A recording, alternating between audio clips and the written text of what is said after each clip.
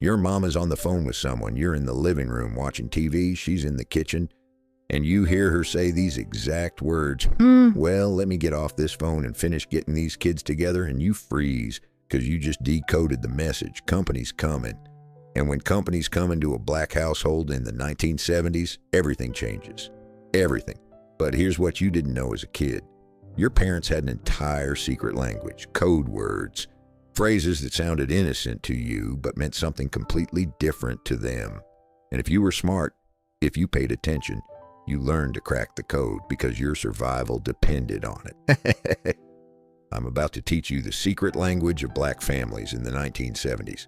The code words every black kid had to learn. The phrases that could save you or destroy you depending on how fast you decoded them. And I'm warning you, some of these are going to hit so hard you'll feel like you're 7 years old again, about to get in trouble. Code word number 1, that we got food at home. You're in the car, you pass McDonald's, you see those golden arches, and your stomach does a flip. You know what you want. Everybody in the car knows what you want, and you make the mistake of asking, Mama, can we stop at McDonald's? And she says it. Those 5 words that crushed more childhood dreams than anything else. We got food at home. But here's what you didn't understand then. That wasn't about food. That was code for we don't have McDonald's money right now. That was code for the budget is tight this week. That was code for I'm doing my best, but we can't afford extras. You'd get home and the food at home would be some combination of leftovers, a sandwich, or that government cheese melted on bread if you were lucky, and you'd eat it, disappointed, not understanding that Mama was doing mathematical gymnastics in her head every time you asked for fast food. The code protected her pride. The code protected you from knowing just how tight money was. The code kept the family dignified, even when broke. Code word number 2, go play outside. Saturday afternoon, you're in the house, bored, asking what's for lunch, asking what you can do, asking. And Mama looks at you with that particular expression, not quite mad, but definitely done, and says, go play outside. But depending on how she said it, you had to decode the real message. Go play outside. Normal tone. I need some peace and quiet. Go play outside. Each word separate. Adult conversation about to happen that you shouldn't hear. Go play outside now. Emphasis on now. Daddy's about to get home and we need to talk without you here. The smartest kids learn to decode not just the words, but the tone. The tone told you whether you could come back in 30 minutes or whether you better find something to do until somebody called you for dinner. And here's the thing. Outside was its own universe. You go out with no plan, no toys, no nothing, and somehow you and the other kids would create an entire civilization out there, because inside was adult territory when code words got deployed. Code word number 3, Alestre, company's coming. This was the nuclear option, the phrase that triggered a family-wide emergency response that would make the military jealous. Company's coming, and suddenly everyone knows exactly what to do. No questions, no hesitation. Because you've drilled for this. You start cleaning like your life depends on it, because, in a way, it does. The living room that was fine 5 minutes ago is suddenly a disaster that must be fixed immediately. The plastic comes off the couch, the good towels come out of the closet, the bathroom gets scrubbed like surgery's about to happen in there. But here's the real code. The company didn't mean friends. That was somebody stopping by. Company meant important people, church people, people whose opinion of your family mattered, people you needed to impress. And God help you if you asked, who's coming, when Mama said, company's coming. That question earned you a look that could kill, because the WHO didn't matter. The fact that you needed to get this house together right now, that's what mattered. You learned company equals judge and jury. And your house better pass inspection. Code word number 4, don't make me tell you twice. On the surface, this sounds like a warning, a threat maybe, but every black kid knew this wasn't a warning. This was code for I've already decided you're getting disciplined. I'm just giving you one microscopic chance to avoid it by complying immediately. The countdown had started, and you had maybe 3 seconds, maybe, to do exactly what she said. No questions, no negotiating, no but mama. Because if she had to tell you twice, the consequences escalated geometrically. Tell you once, you might get a stern look. Tell you twice, you're meeting that wooden spoon. The code taught you. Immediate obedience is survival. Hesitation is choosing punishment. And asking why is basically asking for double punishment. Smart kids decoded this fast. Problem kids learned the hard way. Code word number 5, because I said so. You asked why you had to do something. Clean your room, come inside, stop playing, whatever it was, you asked why because you wanted logic, reason, explanation. And she hit you with, because I said so. Game over. Discussion closed, no appeal possible. But here's the real code. Because I said so wasn't lazy parenting. It was code for the real reason is too complex, too adult, too scary for you to understand right now.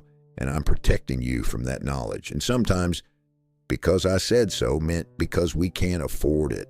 Sometimes it meant because that neighborhood isn't safe. Sometimes it meant because I'm exhausted and can't explain everything. Kids heard, I don't have a good reason. Adults heard, the reason is above your pay grade, child, and that's actually a kindness. You learned authority doesn't always explain itself, and that's not always wrong. Code word number 6, act like you got some sense. You're about to leave the house, maybe going to the store with mama, maybe going to church, maybe going to visit relatives. And before you walk out that door, she looks at you and says, act like you got some sense. Translation. Remember everything I taught you about how to behave in public. Remember you represent this family. Remember people are watching and judging not just you, but me, based on how you act. This code word carried the weight of generations. Because black children in the 1970s couldn't just be kids, they had to be ambassadors. Every interaction with white people, with authority figures, with anyone who might judge or report back, that was high stakes. Act like you got some sense meant, don't give them a reason to think less of us. Don't confirm their stereotypes. Don't make me look like a bad parent. Don't put yourself in danger by acting up. Heavy burden for a child, but necessary in that world. Code word number 7. I'm not one of your little friends. You got too comfortable. You talked back, or you said something slick, or you laughed at the wrong moment, treating mama like she was your peer instead of your parent, and she shut it down immediately. I'm not one of your little friends. Code translation. There's a hierarchy here. You're confused about your position. Let me clarify. I'm the parent, you're the child, and that line is not negotiable. This code protected the family structure. It reminded everyone that love didn't mean equality in decision-making. That being close didn't mean being peers. Kids who missed this code, they learned it the hard way, usually involving some form of discipline and a longer explanation of household hierarchy. Code word number 8. Do I look like Boo-Boo the fool?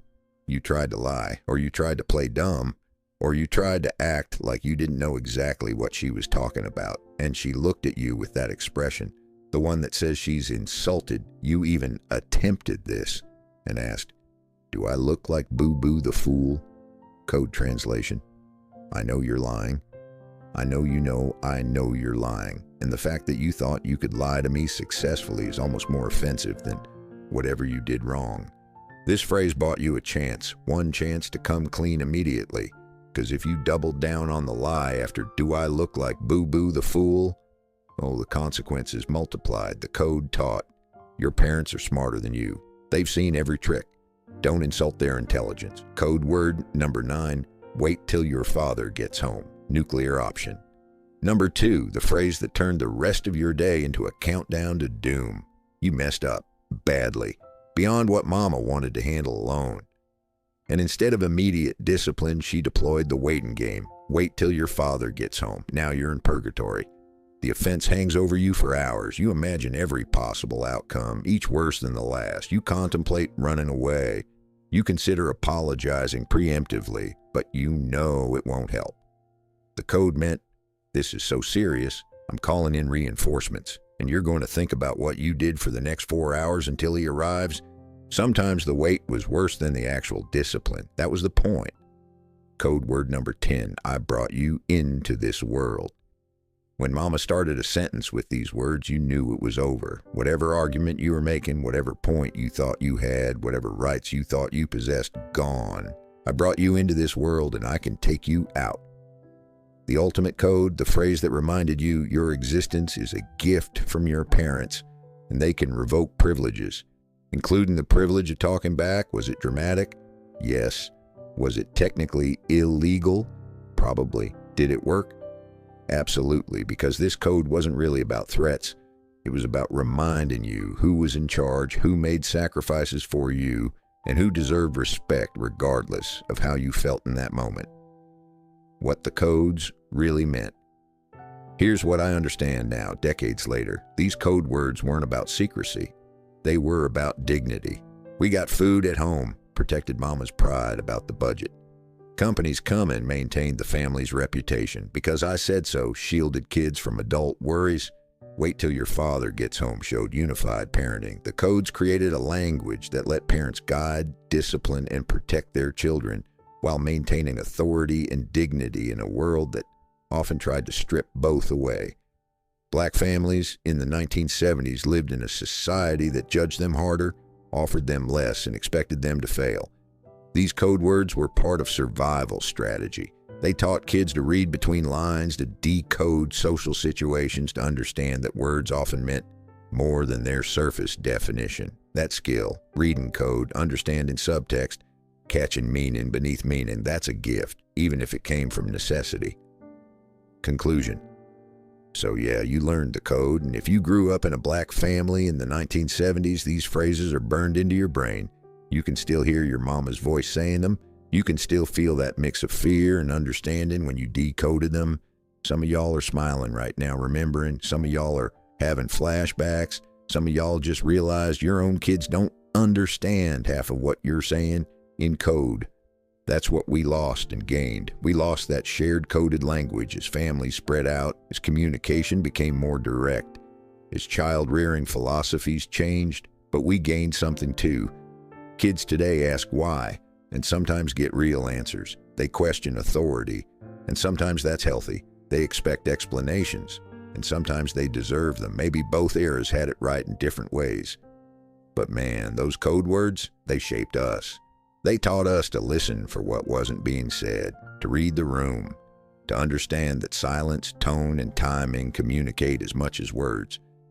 And if your mama ever said, "I'm not going to tell you again," you know exactly what I'm talking about. The code lives on in us, even if we're the last generation who spoke it fluently.